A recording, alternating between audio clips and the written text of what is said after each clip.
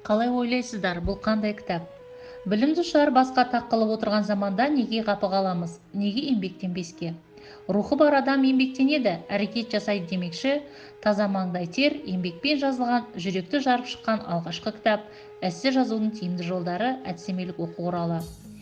Бұл құралды жазуға не түрткі болды дейсіз бе? Ең алғаш мектеп бітіруші түлектерге қорытынды аттестаттауға берілген сынақ болатын. Талапкерлер мен оқушыларға эссе жазу қиындық тудырғаны жасырын емес. Сондықтан ең алдымен 2017-2018 жылы Қазақстан Республикасы Білім және Ғылым Министрлігінің 2016 жылғы 16 қарашасында шыққан номер 660 бұйрығына сәйкес туындады. Алға қойған мақсат 100 жылда бір туылатын тұлғалар шыққан елдің ұрпағы неге сауатты, талапқа сай эссе жазбасқа? Ұлылардың жолын, аманатын, шығармаларын талдай алатын, ішкі ойы мен еркін көзқарасын дәлелдей білетін, бүгінгі күнмен салыстыра алатын тұлға қалыптастыру үшін ұстаздарға жүктелер салмақ оңай емес еді. Осы мәселе кітаптың ішкі мазмұнынан табылады. Кітапта рухани құнды әсерлі эсселер мен нұсқауларға толы, білім алушылардың ішкі жан дүниесінен шыққан сауатты ойлар мен семинарлар, сабақтар, талаптар, эссе туралы түсініктер, құрылымы, шығарма мен эссенің айырмашылығы, бағалауы да бар. Кітаптың бағасын ғалымдар мен Ыбырай Алтынсарин ұлттық орталығының эксперттік кеңесінде оң шешімін тапқан, мақұлданған. Аудандық білім беру бөлімі қолдаған, оқушылар мен мұғалімдерге арналған әдістемелік оқу құралы.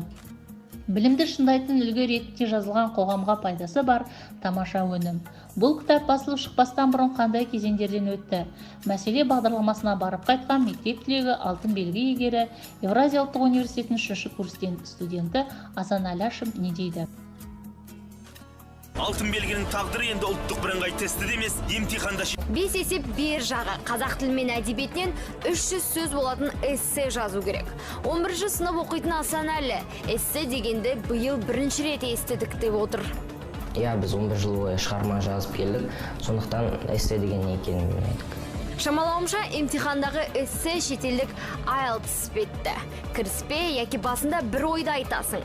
Негізгі бөлімде салыстыру, аргумент, факт, қорғау. Біз Асан Әліге Бөжей мен Сағынайдың асын салыстыру деген тақырыпта эссе жазғыздық. Тура 3 сағат.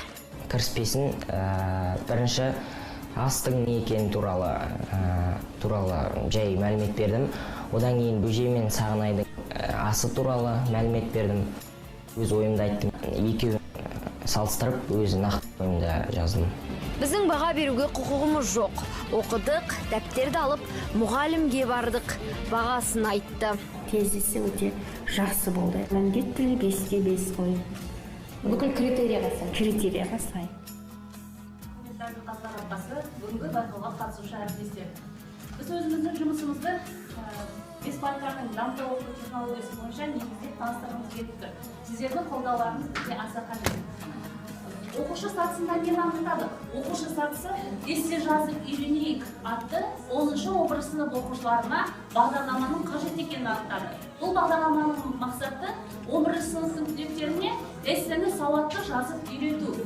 Қазір сіздермен бірге бағана бері көп жұмыс жасадық. Бір сергіту сәтін өткізіп алсам деймін, бұл жай ғана сергіту сәт емес, біздің бағдарламамыздың құрылымымен, мазмұнымен таныс боласыздар. Қарамен жазылған сөздерді мен оқимын, қызылмен жазылған сөздер сіздер оқысаңыздар, қане әріптестер қолдаңыздар. Ұрпаққа әлегі аз әдіс тауып, эссе жазып үйрету. Мақсатымыз анықтап тезис тақырып тынысынан келтірер, нақты. Ең бастысы үлкен республикалық додаларда сауатты жазылған бағдарлама деп танылған, көпшіліктің көңілінен шығып жүлдегер атануға септігін тигізген еңбектің нәтижесін жеңімпаз атанғанымыздан көре аласыздар. Үйрене жүріп үйретуді ұстанымға айналдырған ұстаздар қатарынан болғандықтан, іс тәжірибеміз аудан, облыс, республика көлемінде насихатталғандығының дәлелі Ұлы Дала мұрагерлері форумы. Аудан көлемінде мектептерге вариативті курс ретінде еніп отырғаны дәлел. Аталмыш курсты меңгерген білім алушылар өз ойларын еркін білдіріп, қорытынды аттестаттауда сауатты эссе жазып, олимпиадада оза шауып, алтын белгі иегері атанып, грант жеңіп алғандары қуантады. Түйгеніміз, еңбектің жемісі болатыны дәлел.